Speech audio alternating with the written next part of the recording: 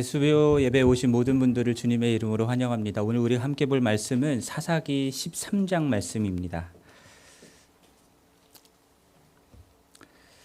사사기서 13장 말씀 1절부터 25절까지인데요. 제가 오늘 말씀 준비하다 보니까 길어져가지고 원래는 다 읽을까 했었는데 시간 관계상 7절까지만 읽도록 하겠습니다. 1절부터 7절까지를 우리 함께 교독하도록 하겠습니다. 13장 사사기 13장 1절부터 7절까지를 저희가 함께 교독하겠습니다. 이스라엘 자손이 다시 여호와의 목전에 악을 행하였으므로 여호와께서 그들을 40년 동안 블레셋 사람의 손에 넘겨주시니라. 소라 땅에 단지파의 가족 중에 마누아라 이름하는 자가 있더라.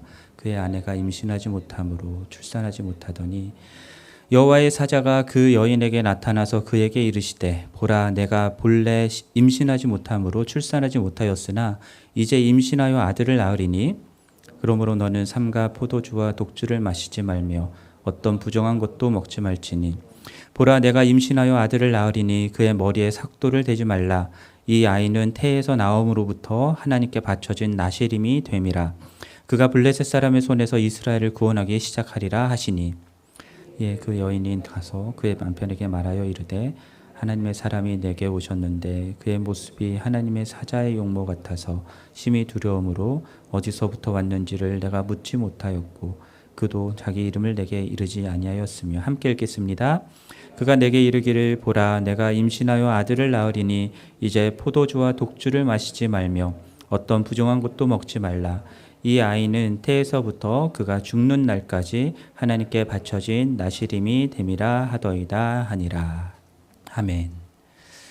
자, 저희가 삼손 하면은 그가 가지는 괴력, 강력한 힘으로 굉장히 유명합니다. 그리고 삼손 이야기는 그 기독교인이 굳이 아니어도 많이들 알고 있는 유명한 이야기죠. 자, 이 유명한 삼손 이야기는요, 삼손은 사사기의 이제 마지막 대사사로서 기록이 되어 있고요. 사사기의 13장부터 16장까지 총 4장에 걸쳐서 그의 태어날 때부터 죽을 때까지를 자세하게 기록하고 있습니다. 자, 그 자체만으로도 성경이 이렇게 많은 부분을 할애하고 있다는 사실만으로도 이 삼손이 얼마나 중요한 사사인지를 우리가 알 수 있는데요. 그러면 우리가 왜 삼손이 이렇게 중요한 사사일까라고 하는 생각을 해봐야 됩니다. 무엇 때문에 삼손 이야기를 성경은 이렇게 많이 할애하면서 설명하고 있는가? 자, 하나님이 그에게 초자연적인 힘을 주셔서 당나귀 뼈로 블레셋 사람 1000명을 쳐 죽이고 하는 그런 놀라운 업적 때문에 이 삼손이 유명하고 중요한 것일까요? 들릴라에게 큰 힘의 비밀을 알려주었다가 머리 잘리고 힘을 잃었지만 그러나 결국에는 마지막에 이제 다곤 신전을 무너뜨리는 일을 통해서 블레셋 사람들을 엄청 많이 죽인 그 업적 때문일까요? 저는 아니라고 생각합니다. 삼손 이야기를 통해서 성경이 우리들에게 말씀하고 싶은 것은 사사로 대변되는 이 이스라엘이 얼마나 영적인 어둠 가운데 있었는지, 그리고 그 어두운 시대 가운데 하나님은 어떻게 당신의 구원을 이루어 나가고 계신지를 보여주고자 했기 때문에 삼손 이야기가 중요한 것입니다. 삼손 자체가 중요한 게 아니라 이 어두운 악한 시대 가운데에서 하나님이 어떻게 일하고 계시는가라고 하는 것이 중요한 것이죠. 그래서 오늘 말씀을 통해서 여러분들이 오늘 우리들에게 살아가는 이 삶의 현실들을 바로 볼 수 있기를 원하고 그 가운데서 하나님께서 어떻게 일하고 계신지, 그리고 그 하나님을 믿고 따르는 우리들은 어떻게 살아야 되는지를 우리가 함께 나눌 수 있었으면 좋겠습니다. 자, 13장 1절 말씀 여러분 한번 보시죠. 시대적 배경이 나옵니다. 이스라엘 자손이 다시 여호와의 목전에 악을 행하였다라고 말씀합니다. 다시라고 말하면 반복적으로 지속적으로 지금 악을 행하고 있었다라는 것을 뜻하는 겁니다. 그래서 여호와께서 그들을 몇 년 동안 40년 동안 블레셋 사람들의 손에 넘겨주십니다. 그들의 지배를 받게 하시는 것이죠. 여러분 사사기의 패턴을 기억하십니까? 사사기의 패턴, 이스라엘이 악을 범하고 그래서 하나님이 이들을 이방 민족에게 넘겨주면 그러면 어떻게 답니까? 부르짖죠. 하나님 살려주세요 하고 부르짖죠. 그러면 하나님이 사사를 일으켜서 구원해 주시는 이 패턴이 있잖아요. 근데 삼손 이야기에서는 이 패턴이 깨집니다. 무엇이 없냐면 부르짖는 게 없습니다. 이스라엘 민족들이 블레셋에 40년 동안이나 억압받고 압제당하는 상황 속에서도 하나님을 향해서 부르짖지 않습니다. 사사기 3장 온니엘, 예훗, 4장에 나오는 드보라, 6장의 기드온, 10장의 입다, 이 모든 사사들 때에는요, 이스라엘 백성들이 이방 민족에게 지배를 받을 때에 하나님을 향해 부르짖었다라는 기록이 나옵니다. 그러나 삼손의 이야기에서는 그 부분이 빠져 있어요. 이스라엘이 범죄함으로 블레셋의 지배를 40년 동안이나 받았지만 그러나 이스라엘 백성들은 하나님을 향하여 부르짖지를 않았습니다. 왜일까요? 궁금해지지 않으십니까? 그 이유를 명확하게 성경에서 말하고 있지는 않아요. 하지만 그 힌트를 알 수 있는 구절이 있습니다. 사사기 15장 9절에서 11절에 나오는 내용인데요. 여러분 오늘 말씀을 덮지 마시고 계속 말씀 따라가면서 함께 보시면서 들으시기 바랍니다. 특별히 15장 11절에 나오는 내용을 먼저 살펴볼게요. 11절 말씀 보면은 유다 사람 3,000명이 에단 바위 틈에 내려가서 삼손에게 이르되 너는 블레셋 사람이 우리를 다스리는 줄을 알지 못하느냐? 내가 어찌하여 우리에게 이같이 행하였느냐? 라고 이야기합니다. 여러분 삼손이 사사거든요. 그리고 지금 삼손이 블레셋 사람들과의 갈등에서 블레셋 사람들을 쳐 죽이는 사건이 있었단 말이죠. 그러한 일을 행하고 지금 삼손이 에단 바위 틈에서 머물러 있는 중이었는데 근데 유다 사람들이 오히려 삼손에게 찾아와 가지고 네가 어떻게 이런 일을 했느냐? 너 우리 블레셋 사람들에게 지배받고 있는 거 알지 못해? 왜 이렇게 했냐라는 오히려 삼손을 다그치는 그런 말을 하는 것을 보게 됩니다. 왜 그랬을까요? 블레셋 사람들이 이스라엘 백성들을 다스리는 것, 그것이 괴롭지 않았던 거예요. 블레셋 사람들이 이스라엘 백성들을 압제하고 있는 상황 속에서도 이게 괴로운 게 아니라 그거에 너무 당연해 버린 모습을 우리들에게 보여주는 것입니다. 그래서 블레셋 사람들이 행하고 있던 악들, 그런 악들을 자기들도 여전히 행하면서도 전혀 불편하지 않고 회개하지 않고 그냥 그것에 동화돼서 살아가고 있는 이스라엘 사람들의 모습을 보여주는 하나의 힌트입니다. 그러니 블레셋 사람들이 압제를 하건 뭘 하건 상관이 없는 거예요. 오히려 그들의 압제 가운데서 내가 원하는 하나님을 떠난 삶을 살아갈 수 있었기 때문에 하나님을 향해서 부르짖을 이유가 없었던 것입니다. 자, 이게 삼손이 사사일 때의 이스라엘의 영적인 상태였던 거예요. 이러한 시대적 상황을 반영하듯 우리가 함께 읽었던 13장 2절 말씀 보면은요. 소라 땅의 단지파의 가족 중 마노아라 하는 사람이 나오고요. 그의 아내가 임신하지 못함으로 출산하지 못했다라고 하는 기록이 나옵니다. 2절 역시도 당시에 이스라엘 사람들의 영적인 상태가 어땠는지를 우리들에게 보여주는 부분이에요. 삼손의 아버지는 마노아라고 얘기하죠. 그리고 삼손의 어머니 이름은 나오지 않습니다. 마노아의 아내라고만 나와 있죠. 마노아라고 하는 말의 이름의 뜻은 무엇이냐면요. 안식입니다. 안식처입니다. 블레셋 사람의 압제 아래서 지금 40년을 지내는데 삼손 이야기를 나오면서 그 아버지의 이름이 안식이었대요. 말이 되지 않습니다. 블레셋 사람의 압제 속에서 괴로워하고 하나님께 부르짖어야 되는데 안식이라는 이름으로 마노아가 등장하고 있는 거예요. 근데 그 아내의 상태 역시도요, 임신하지 못하여 생명을 낳지 못하는 상태에 있음을 우리들에게 보여줍니다.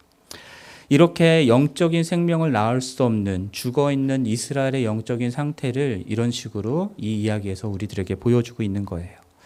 자, 이렇게 영적으로 타락하고 생명력이 없이 죽어있는 상태에서도 전혀 괴로워하지도 않고 오히려 안식을 누리듯 편안하게 지내고 있는 이스라엘이었지만 그러나 이스라엘 민족과 상관없이 하나님께서는요, 그들을 그냥 내버려 두지 않으십니다.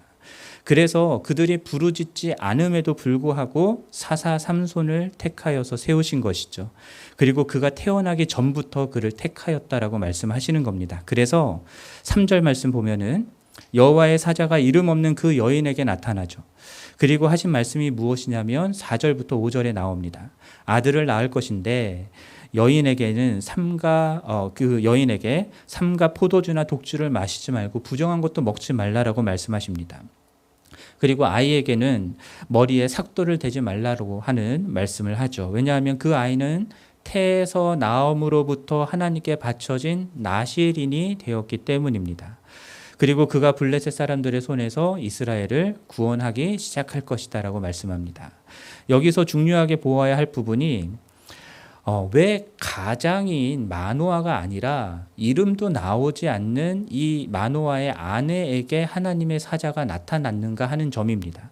사실 6절 이후부터 21절까지 나오는 내용들 속에서 마노아는요, 되게 뭐랄까, 이 하나님이 삼손을 택하여서 이스라엘을 구원하고자 하는 역사 속에 약간 소외되고 있는 느낌을 받게 나옵니다. 사실 마노아는 이 하나님의 사자가 이 마노아의 아내에게 나타나서 하신 말을 이제 이 아내가 마노아에게 가서 하거든요. 근데 그 말을 그대로 받아들이지 않는 것 같아요. 그래서 마노아가 어떻게 하냐면요. 하나님께서 보내셨다고 하는 그 하나님의 사람을 다시 보내주세요. 그래서 이 낳을 아이에 대해서 내가 어떻게 해야 될지, 우리가 어떻게 해야 될지를 다시 가르쳐 주세요라고 얘기를 합니다. 아내의 말을 믿지 않는 거죠. 아내 말을 듣지 않는 남편은 참 간이 큰 거죠. 근데 하나님이 그 기도에 응답을 하셔서 다시 하나님의 사람을 보내주세요. 근데 재밌는 것은요. 마노아가 기도했잖아요. 근데 하나님이 하나님의 사람을 또 누구에게 보내시냐면 밭에서 일하고 있는 아내한테 보내주세요. 이상하지 않으십니까? 마노아가 그 하나님의 사람을 만났을 때, 이 아내가 이제 하나님의 사람이 나타났다고 불러오니까 이제 만나게 됐죠. 만나게 됐을 때 이 아이를 어떻게 우리가 키워야 할까요? 라고 하는 것들을 묻는데요. 13절과 14절, 13장 13절, 14절 말씀을 보면요. 내가 여인에게 말한 것을 그가 다 삼가서 포도나무의 소산을 먹지 말고 포도주와 독주를 마시지 말고 어떤 부정한 것도 먹지 말고 내가 그에게 명령한 것은 다 지킬 것이니라 라는 말씀을 하시는데요. 이 뉘앙스가 어떤 의미냐면요. 내가 이미 아내한테 다 얘기했어. 그거 지켜. 그거면 돼. 라는 뉘앙스예요. 새로 뭔가 가르쳐 주는 게 아니라요. 마노아가 여러분 하나님의 계시로부터 지금 제외되고 있다라는 느낌 받으시겠어요? 이게 어떤 느낌인지 아시겠어요? 마노아의 영적인 상태가 그만큼 어둡고 둔해져 있었다라는 것들을 우리에게 보여주는 거예요. 그리고 이것이 어떤 면에서는 마노아가 이 당시에 블레셋 사람들의 압제 속에서 블레셋 사람들이 행하고 있던 우상 숭배와 연결되어 있었던 점들도 있겠다 싶은 생각이 듭니다. 왜냐하면 15절과 16절 보면요. 그 하나님의 사람에게 번제를 드리는 내용이 나오거든요. 근데 번제는 여호와의 성소에서 드려져야 되는 거잖아요. 제단에서 드려져야 되는 거잖아요. 근데 그냥 바위 위에 제물을 놓고 번제를 드리는 장면이 이제 나옵니다. 게다가 16절에서 마노아는요. 뭐라고 얘기하냐면 성경이 뭐라고 얘기하냐면 마노아는 그 하나님의 사람이 여호와의 사자인 줄 알지 못했다라는 기록을 하고 있습니다.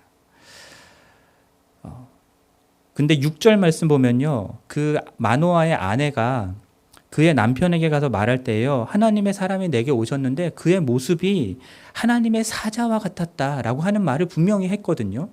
그래서 이 여인은요. 이 아내는 그 하나님의 사자 앞에서 두려워서 그래서 내가 당신이 어디서부터 왔는지도 묻지 못했고 그분의 이름도 묻지 못했다라는 얘기를 해요.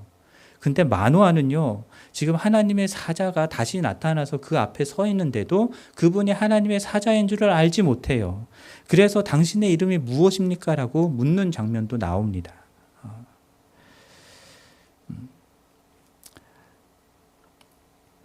20절과 21절에서 보면은 불꽃이 제단에서부터 하늘로 올라가는 동시에 여호와의 사자가 제단 불꽃에 휩싸여 올라가는 이적이 나타납니다. 그제서야 마노아가 이 사람이 하나님의 사자였구나, 여호와의 사자였다라는 것을 알게 됩니다.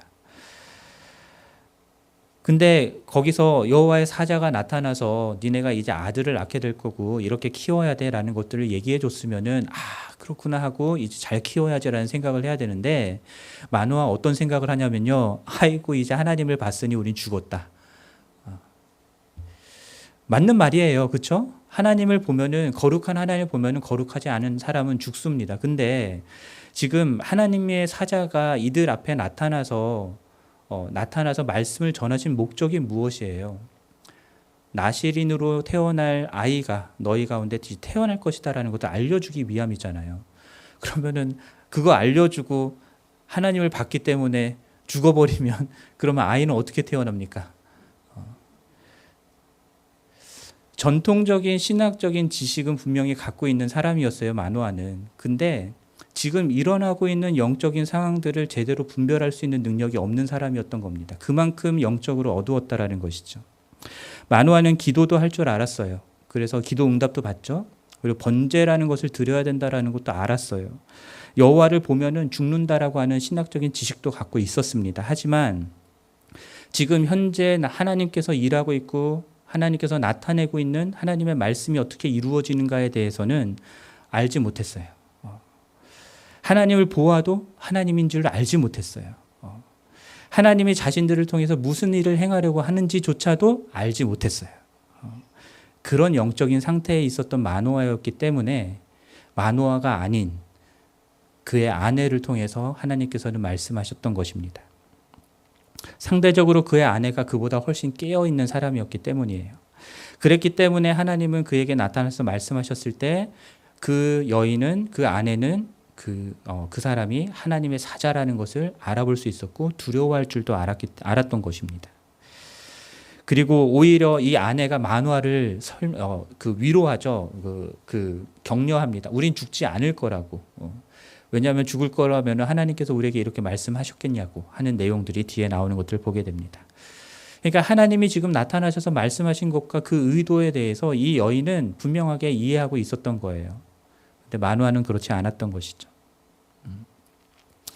말씀드렸던 것처럼 블레셋의 압제 가운데에서도 우상 숭배의 죄악 가운데에서도 전혀 두려워하지 않고 전혀 괴로워하지 않고 하나님께 부르짖지도 않을 만큼 영적으로 둔하여져 있는 이 이스라엘의 영적인 상황을 이렇게 우리들에게 보여주고 있는 것입니다. 그 어두운 현실 가운데서 하나님은 구원을 베푸시죠. 그래서 삼손을 태에서부터 구별하여 나실인으로 태어나게 하십니다. 사사로 세우시죠. 나실인이라고 하는 이 규정은요, 민수기 6장에 나오는데요, 자기 몸을 구별하여 여호와께 헌신하는 그 서원, 나실인의 서원에 대한 설명이 나옵니다. 이렇게 나실인으로 구별되어서 성별되어서 드려진 사람은요, 포도주와 독주를 마시면 안 됩니다. 심지어는 포도주나 독주로 된 식초 같은 초도 먹어서는 안 되고요. 포도즙도 먹으면 안 되고 포도씨, 건포도 이런 것들도 먹어서는 안 되고요. 포도 껍질도 먹으면 안 된다라고 나와 있습니다. 아예 포도랑은 거리를 두어야 되는 것이죠. 또한 절대로 머리를 깎아서도 안 되고요. 머리털을 길게 자라게 해야 된다라고 나와 있습니다. 마지막으로는 시체를 가까이 하면 안 된다라고 되어 있습니다. 심지어 자기 형제나 부모가 죽는다 하더라도 시체를 가까이 하면 안 되는 것이 나실인의 규정이었습니다. 그만큼 자기를 구별하면서 거룩하게 하나님께 드리는 것이 이 나실인의 서원인데요. 근데 이 나실인의 서원은요, 특정 기간에만 하게 되어 있습니다. 평생을 두고 하는 게 아니라 특정 기간에만 그렇게 자신을 구별하여서 하나님께 드리는 것이죠. 그런데 삼손의 경우는 7절 말씀에서 13장 7절에서 말씀하는 것처럼 태에서부터 죽는 날까지 나실인으로 하나님께 바쳐진 사람이 되는 거예요.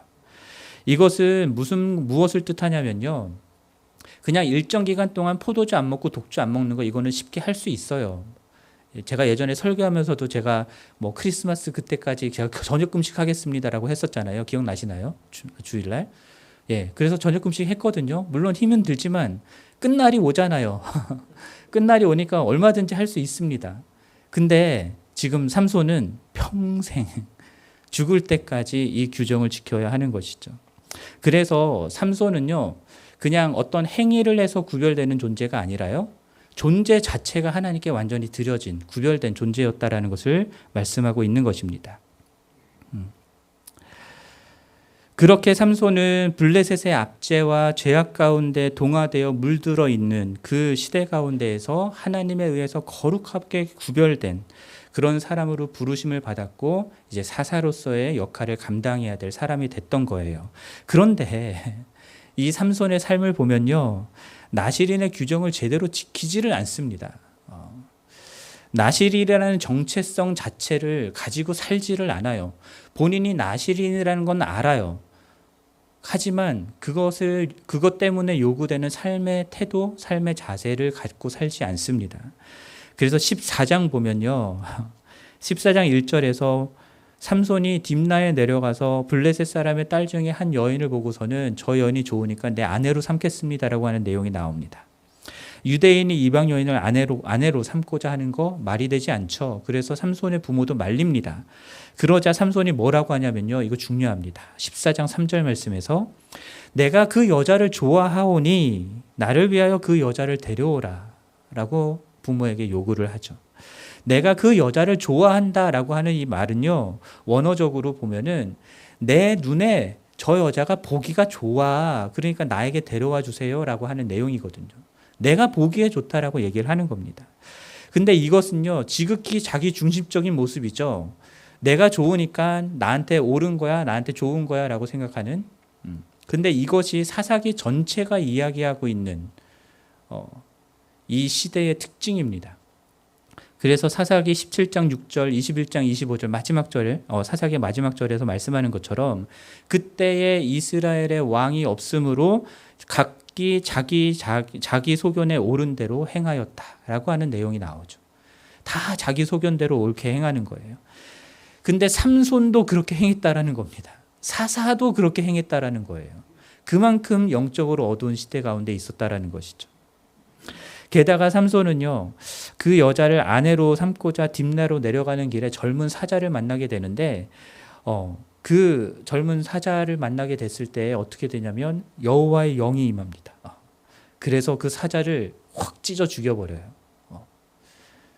그리고 얼마 후에 다시 그 여자를 맞이하러 딥나로 내려가는데 그 죽은 사자의 몸에 벌들이 벌집을 만들고 그 벌꿀을 만들어 놓았던 것을 발견한 거예요.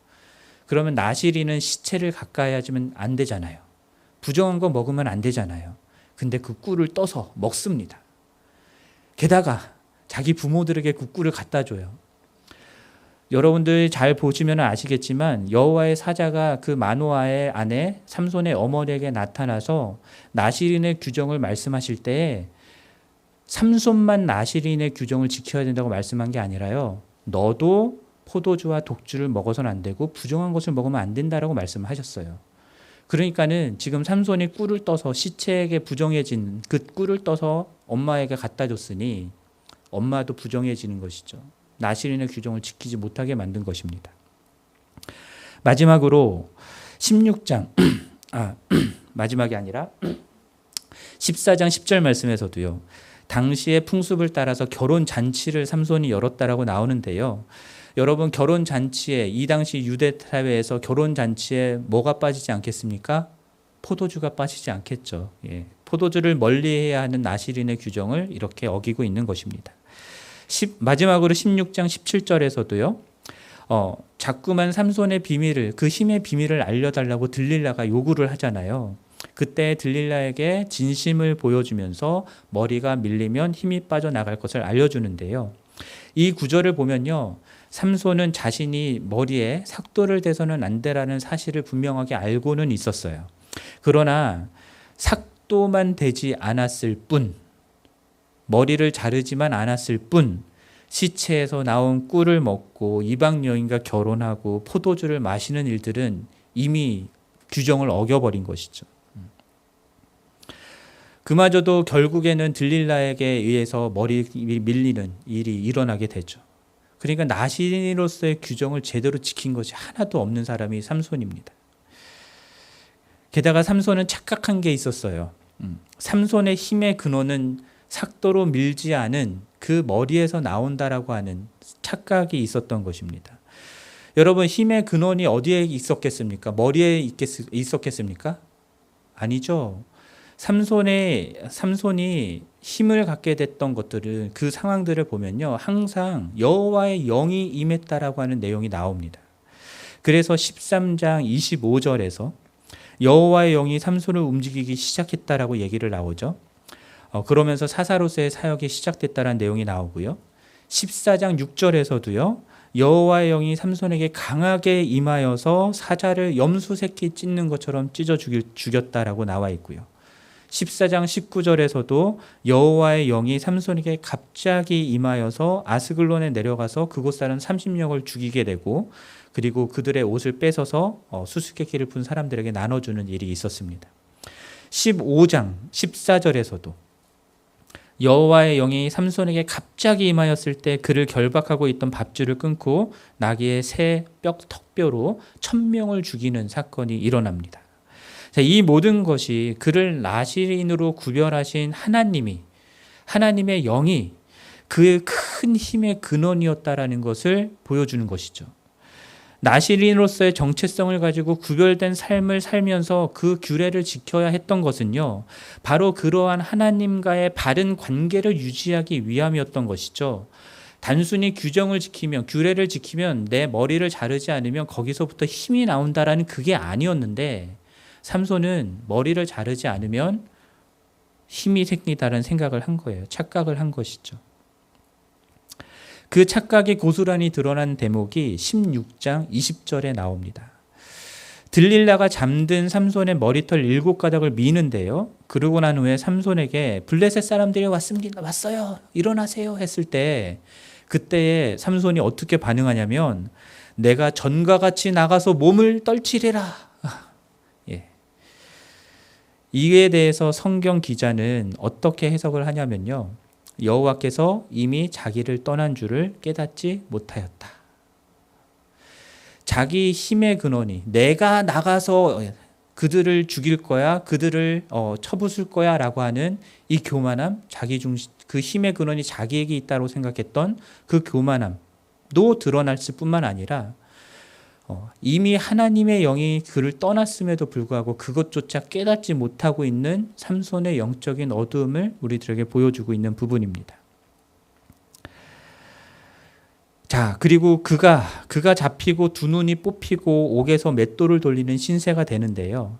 그리고 나서야 그 사실을 알게 된 거예요. 그래서 16장 28절 말씀 보면은 마지막 기도를 드리는데요. 그때 뭐라고 기도하냐면, 그냥 내 머리가 길었으니까는 다시 길었으니까는 힘이 생긴 게 아니라, 하나님이여 이번만 나를 강하게 하사라는 기도를 드리게 되죠.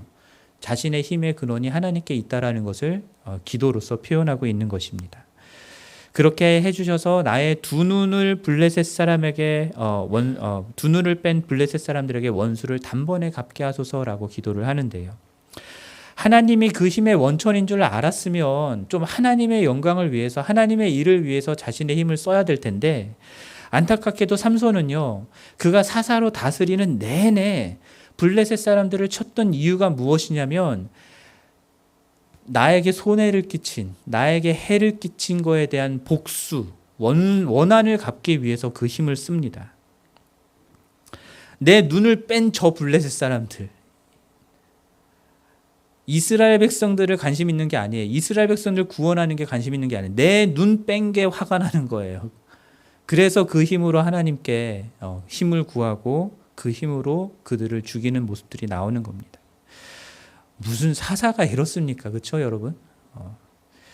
나시린으로서의 정체성에 합당하게 구별된 삶을 살기보다는 영적으로 타락하고 어둡고 악해진 이 시대에 동화되어서 하나님과의 관계조차 깨트려버린 이 사사의 모습을 통해서 이 시대가 얼마나 악해져 가고 있는가를 우리에게 보여주고 있는 거예요.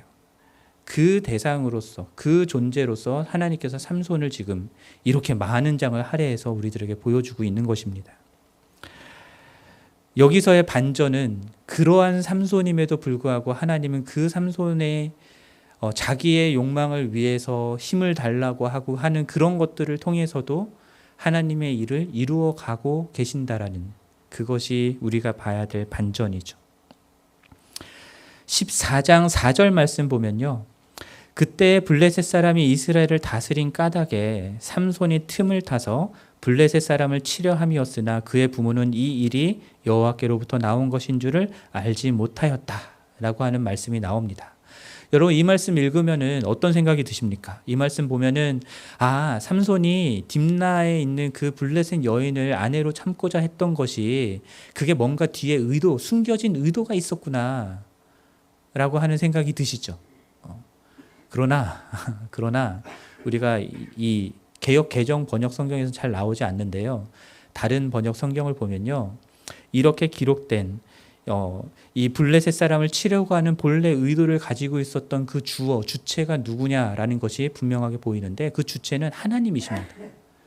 하나님이 그런 의도를 가지고 있었고, 삼손은 그냥 자기 눈에 보인 여인을 취하려고 했던 것뿐이에요.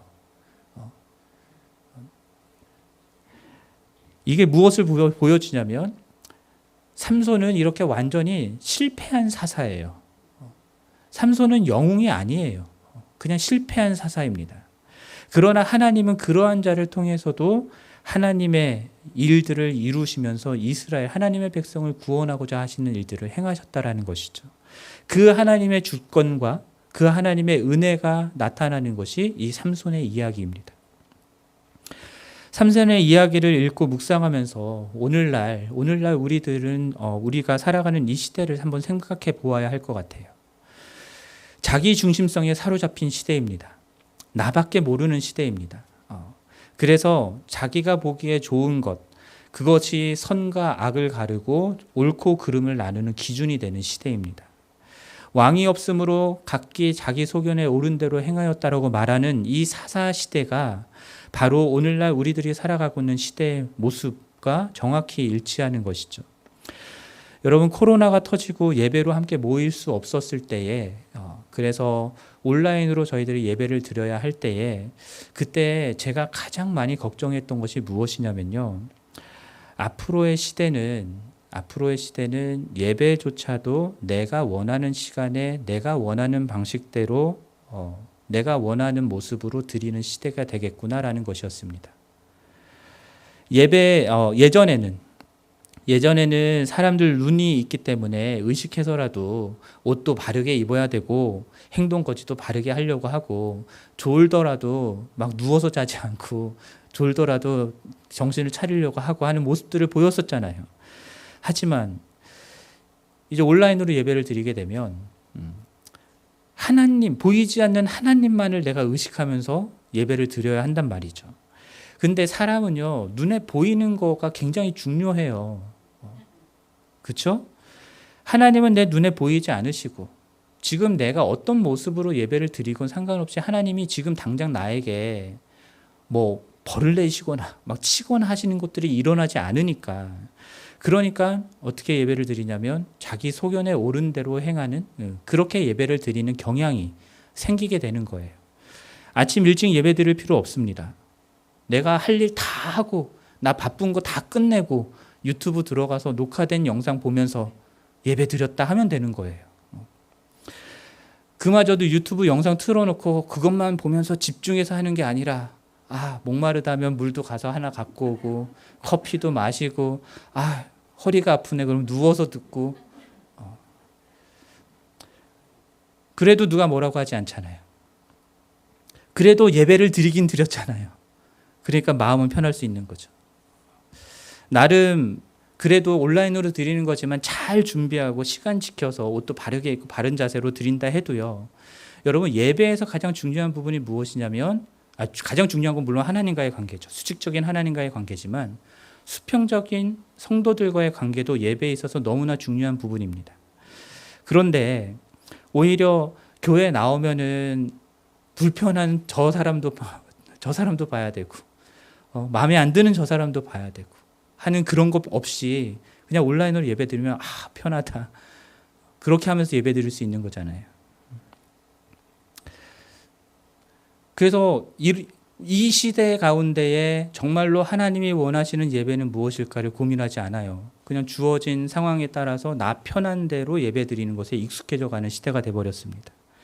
하나님이 찾으시는 예배자는 어떻게 예배를 해야 되는지 고민하지 않아요. 노력하지 않아요. 그것을 알려고 노력하지 않습니다.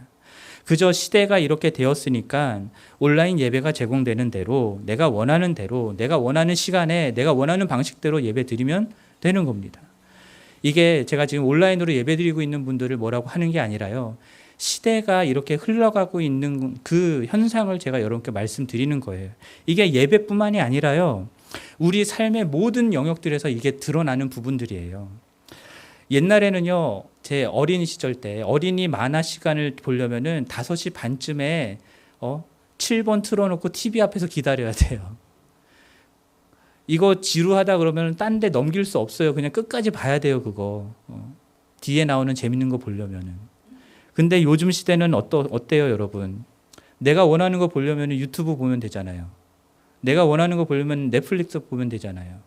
내가 원하는 것만 볼 수 있어요. 내가 좋아하는 것만 계속 추천해줘요.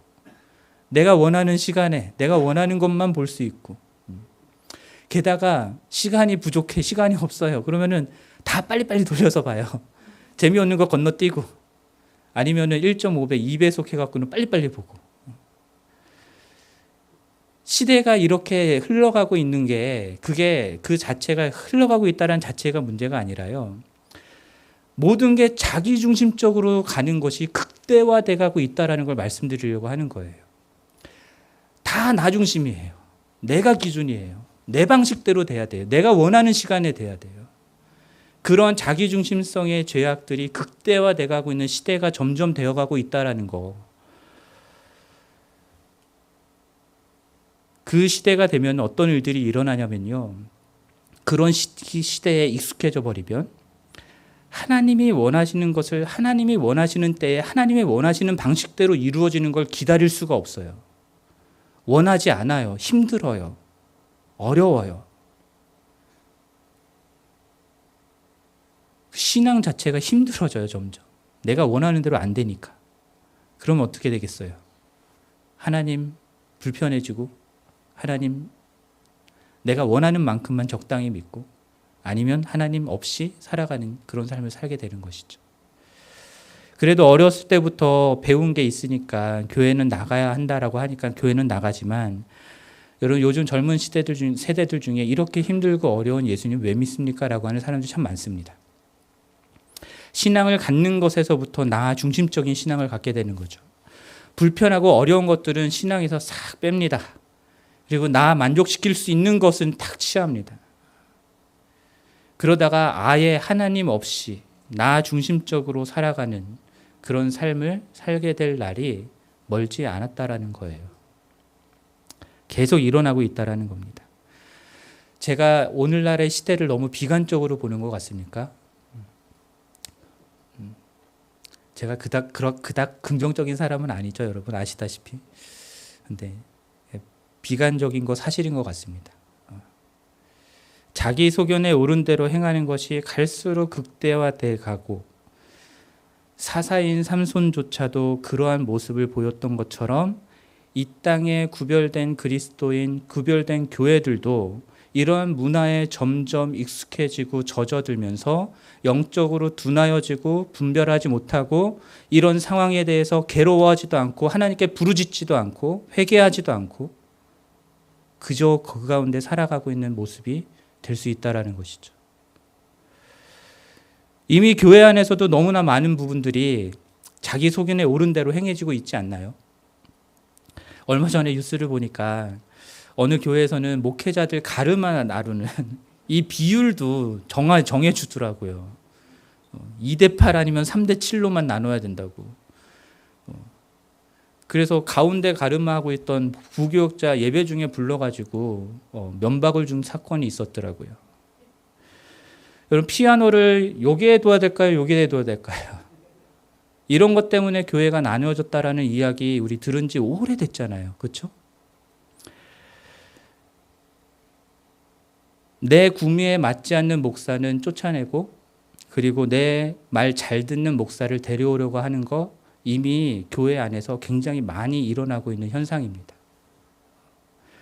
그렇게 많은 교회들에서 여러분, 예수님이, 하나님이 무엇을 원하시고 무엇을 행하셨는가라고 하는 것에 정말 하나님 말씀을 두려워해서 순종하려고 하는 것보다, 말씀을 중심으로 정말 그 뜻을 찾기 위해서 정말 고민하고 기도하면서 그 뜻을 찾기보다는 교회 안에서 힘있고 빽 있는 분들 생각이 이렇다 얘기하면 그거대로 가고, 그분들의 판단에 좋은 대로 결정되고 추진하는 일들이 교회들 가운데 너무 많다라는 거죠. 이게 많아지고 있는 게 아니라요, 저는 원래 그랬던 것 같아요. 사실 자기중심성의 죄악 가운데 빠져 있었던 것은요, 아담과 하와가 선악과를 따먹을 때부터 있었던 죄입니다. 그것이 죄의 중심이기, 핵심이기 때문이에요. 하나님이 아니라 내가 중심이 되는, 내가 주인이 되는 삶을 살겠다라는 게 그 자기중심성의 삶.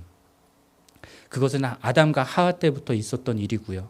인류 역사 속에서 계속 있어 왔던 것인데, 근데 그래도 외부적인 요소에 의해서 어느 정도는 내가 나 자신을 이게 그런 것들 없는 척이라도 하면서 살았었는데, 이제는 그런 척도차도 하지 않는 시대가 되어 간다라는 거예요.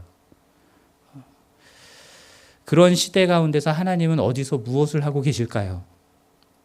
그런 시대 가운데 하나님을 보이십니까? 하나님이 일하시는 게 보이십니까? 그런 시대 가운데 그 하나님을 믿는 신실함으로 살아가고 있는 그리스도인들이 보이십니까? 제가 확실히 아는 것은 하나님은 지금도 어디선가 하나님의 나라를 이루기 위해서, 지금도 그 나라를 완성하기 위해서 일하고 계신다라는 것입니다. 그리고 오늘 본문에서 제가 말씀드렸던 것처럼 이름조차 나오지 않는 마노아의 아내, 삼손의 어머니와 같은 사람, 이름은 알려져 있지 않지만 그러나 그러한 사람을 하나님이 찾아가시고 하나님의 뜻을 나타내시고 그 하나님 나타내신 뜻에 순종하고자 하는 사람들을 통해서 하나님은 당신의 구원을 이루어가고 계신다라는 것, 그것을 확실히 알 수 있습니다. 이 악하고 타락하면서 영적으로 어두워진 시대 가운데에서 그런 사람들을 하나님께서는 나시린처럼 구별하시는 거예요. 나 중심에 내가 좋고 내가 원하는 대로가 아니라 하나님이 정하신 대로 하나님 뜻에 순종하면서 그 말씀대로 살아가려고 하는 사람들, 그 사람들을 통해서 하나님은 당신의 나라를 이루어가고 계신다라는 거죠. 그러므로 우리들은요, 이 악하고 어둡고 자기 소견에 옳은 대로 행하는 자기 중심성이 극대화되어 가고 있는 이 시대 가운데에서 거룩한 하나님의 구별된 자녀로서의 삶을 살아가야 되는 것입니다. 내 생각, 내 판단이 아니라 하나님의 말씀이 무엇을 우리에게 말씀하시는지를 분별하면서 그것에 순종하기 위해서 나 자신을, 나 중심성을 죽여가는 삶을 살아야 되는 것이죠. 영적으로 깨어서 주님의 말씀을 분별해야 하고, 그리고 무엇보다 이 시대 가운데에서 괴로워하면서 하나님 앞에 부르짖고 회개하는 것들이 필요한 거예요. 이 시대가 이렇게 되어가고 있다라고 말하는 사람들은 많지만 정말로 하나님 앞에서 부르짖으면서 애통해하며 기도하는 사람들, 회개하는 사람들은 너무나 적다라는 것이, 그것이 오늘날의 우리 시대의 영적인 현실이다라는 거죠. 태어나기 전부터 하나님께서는 여러분들을 구원하여서 당신의 자녀로 삼고자 작정하셨고 택하셨습니다. 이것을 믿으십니까? 여러분, 이 정체성을 가진 우리들이라고 한다면 여러분, 복음과 하나님의 말씀과 이 세상의 것들을 혼합시켜가지고 적당히 내 소견에 옳은 대로 세상 것 들여와서 이게 하나님의 뜻이야라고 포장하는 일은 더 이상 하시면 안 됩니다. 말씀이 아닌 사람들이 얘기하는 거, 인터넷 매체에서 이야기하는 거 듣고 그것이 옳다, 그것이 진리다라고 생각하면서 그것 따라가는 거 멈추셔야 합니다. 이 정도면 되겠지. 하나님 섬기는 거 이 정도면 되겠지. 내가 먹고 사는 일도 바빠 죽겠는데 이 정도 하면 되겠지. 하나님 나한테 너무 많은 거 요구하는 거 아니야?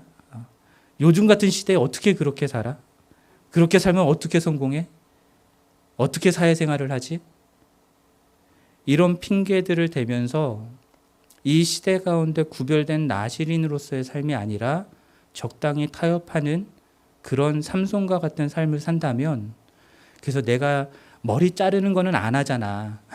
하지만 시체는 가까이 하고 거기서 나온 꿀도 먹고 이방 여인과 결혼하고 포도주 먹고 그런 건 괜찮다라고 생각하고, 그래도 나는 머리는 안 잘랐잖아.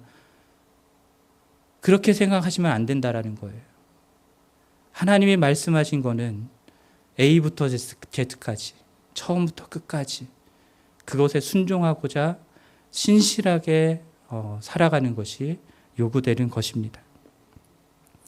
이거는 들릴라의 뜻은 밤이래요. 삼손의 뜻은 태양이고요. 여러분, 태양빛이 밤에 비치면 어떻게 됩니까? 어둠이 물러가야죠. 근데 요즘 시대는, 이 사사시대는 밤에게 태양이 잠식되어 버린 시대인 것이죠. 이 시대 가운데에서 하나님께서는 빛이 된, 빛이라 우리를 부르십니다. 어둠 가운데 잠식돼 버린 빛이 아니라 어둠을 몰아내는 빛이 되어야 할 것입니다. 그 힘이 어디서 나오겠습니까? 하나님으로부터 나오죠. 우리에게 있는 게 아닙니다. 우리가 머리 안 잘랐잖아 하는 그 작은 순종 하나에서 나오는 게 아니라 하나님으로부터 나오는 거예요. 그러므로 우리가 정말로 목숨 걸고 지켜야 되는 것은 하나님과의 바른 관계입니다. 하나님께서 말씀하신 것, 그것을 내 욕망에 사로잡혀가지고 그냥 적당히 타협하는 삼손과 같지 않고 정말 신실한 나시린으로서의 삶을 살아가는 것, 그리고 그들을 통해서 하나님의 나라를 이루어 나가시는 그 하나님 편에 서는 것이 우리들에게 요구되는 것입니다. 분명 시대는 더 악해져 가고요. 구별된 삶을 살아가는 사람들은 더욱더 보이지 않는 시대가 될 것입니다. 늘 그래 왔습니다. 인류 역사는 늘 그래 왔습니다. 그러나 끝까지 신실한 나시린으로 그리스도로 살아가는 우리들을 하나님께서는 반드시 높여주실 것이고요. 영화롭게 하실 것입니다. 이 믿음을 가지고 주님이 다시 오셔서 우리를 높이시는 그날까지 신실하게 살아가는 우리 모두가 되기를 주님의 이름으로 간절히 축원합니다.